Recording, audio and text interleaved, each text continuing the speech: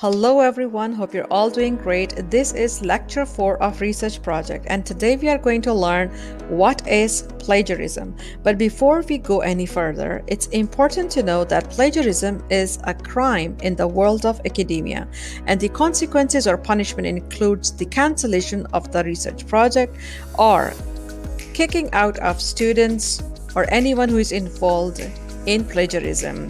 Some of the severe plagiarism also have faced imprisonment.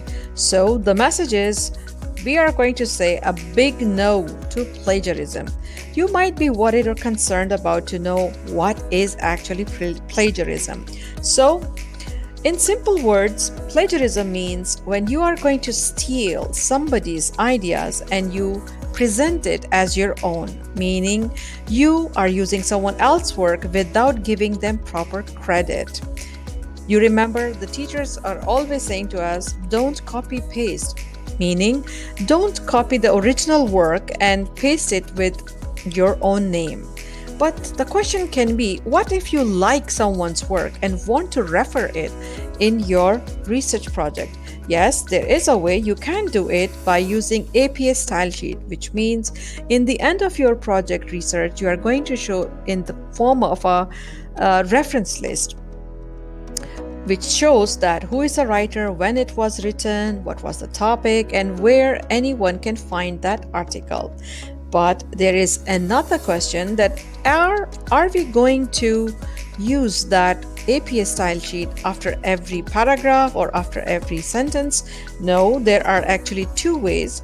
One is list of references that goes in the end of your project.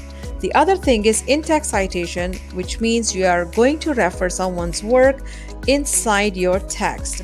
So let me give you a picture. This is a common reference list which goes in the end of your report. However, this is how you are going to refer a scholar's work along with the year inside your text. You simplify the original work and you mention it in your write-up. If you have watched lecture 3, I have explained the same in detail. Now, it's very clear that nobody is going to use plagiarism ever in the research work. And in the upcoming video, I'm going to explain how we are going to paraphrase someone's actual work or summarize their idea with referencing. If you have liked the video, give it a thumbs up, share it with your loved ones, and don't forget to subscribe my channel.